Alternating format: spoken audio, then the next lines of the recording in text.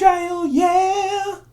Today we are going to be following up on our discussion about transparency. I wanted to show an example of what transparency can look like in an Agile environment, and I thought that I could do that by showing off the development summary that I send out at the end of every sprint to our leadership and the stakeholders that we're working with at any given time. Again, speaking to that need for transparency, making sure everybody's informed, not trying to hide anything. I capture all this information in this basic Google presentation and send it out to our stakeholders and our leadership team so that everybody's on the same page about what we've been working on, how it's going.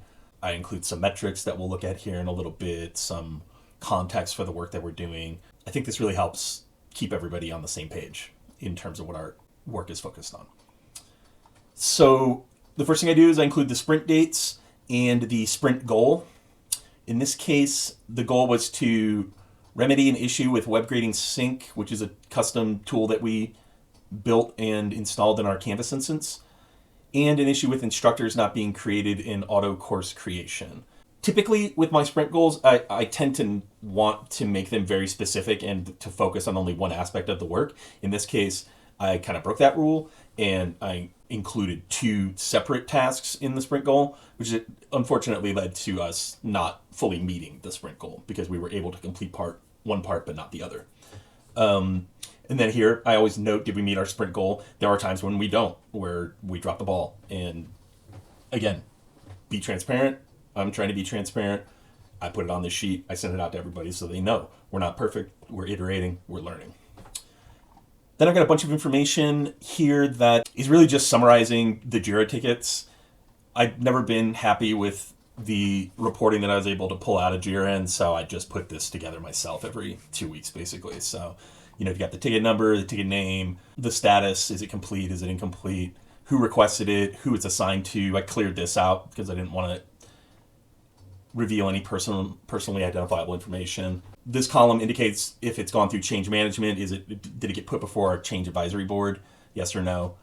The number of story points, ticket type. Typically, I'm using either operations, meaning like maintenance type, DevOps type work, or work that's specifically related to an ongoing project or to a roadmap item to differentiate between the two. And again, that's just so at a glance, leadership can see, okay, so it looks like their work is split roughly half between project work and continuous maintenance work. Then we've got the roadmap category. So this was something that I came up with, again, in an attempt to add more visibility to what we're working on and why we're working on it.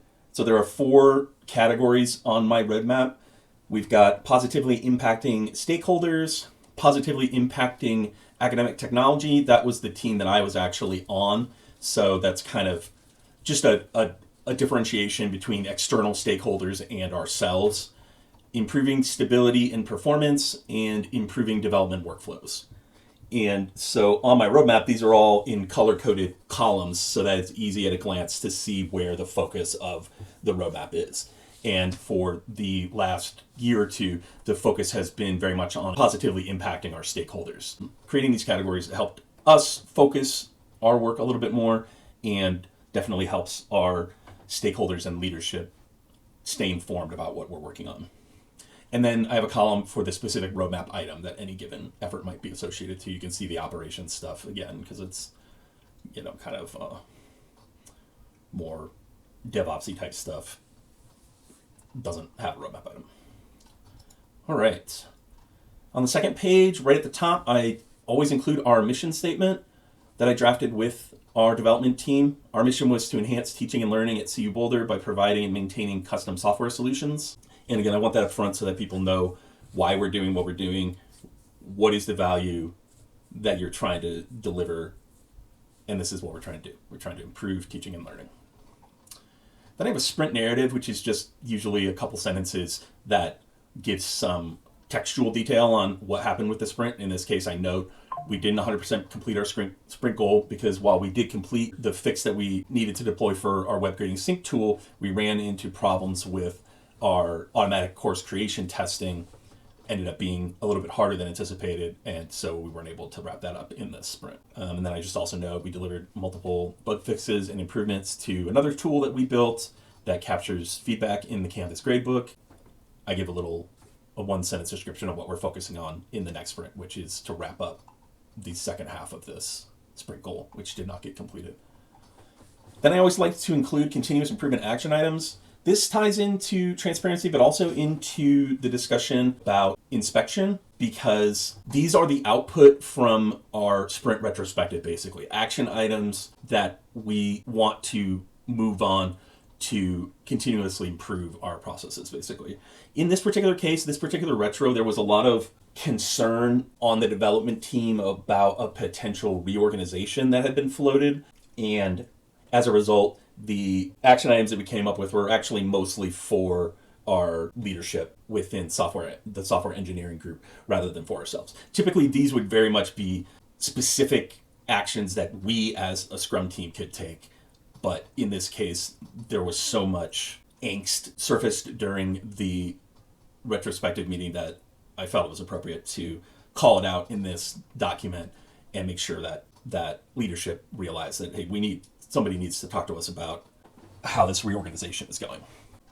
And then finally, I have a page here where I just include some graphs basically out of Jira. So we've got our current velocity. We've got our velocity over the last 6 months, our average velocity. So you can see our last sprint was slightly under our average, but very much in line. Then we've got our burn down chart for the sprint and our current roadmap. I snapped this out of, I have our roadmap in Miro, and so I like to snap it out and put it in the sprint summary email. Again, it's all about visibility, transparency, making sure people understand what are we working on.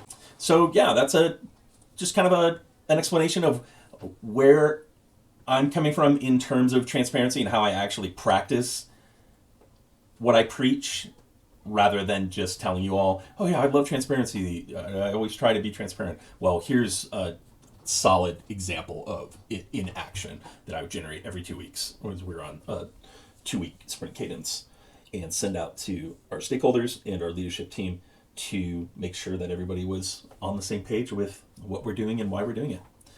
I hope you found this interesting. Let me know in the comments if this gives you any ideas of ways that you might be able to increase transparency in your development work, or if you think this is stupid and amateurish, which it very much is. I'm definitely not the guy who makes the pretty graphics and whatnot. Maybe you have ideas on how I can improve it. I'd love to hear it. So thanks for watching, and I will talk to you later.